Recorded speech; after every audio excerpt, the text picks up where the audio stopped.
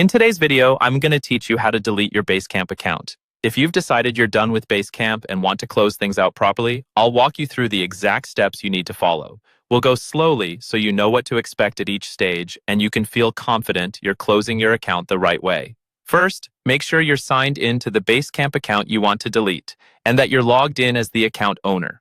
Only the owner has access to the settings we're about to use. If you're part of a team or company account, double-check with everyone who might be affected before you move forward, because deleting an account can remove access to projects, messages, and files.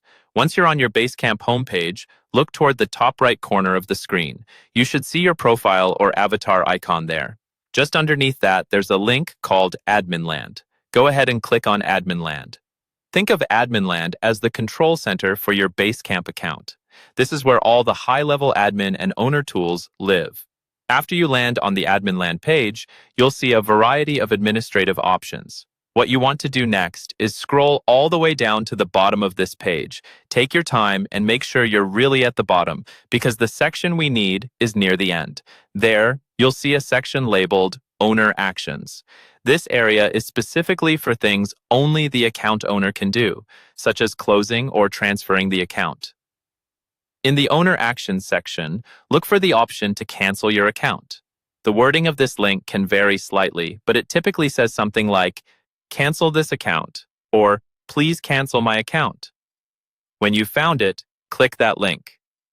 Before you do, remember that this step starts the process of shutting your account down, so be sure you've saved any important data or exports you might need later. After you click the Cancel option, Basecamp will ask you to confirm that you really want to delete your account. This is a safeguard, so you don't close it by mistake. Read the confirmation message carefully. It may explain what will happen to your projects, files, and user access once the account is closed. When you're certain you're ready, go ahead and confirm your decision.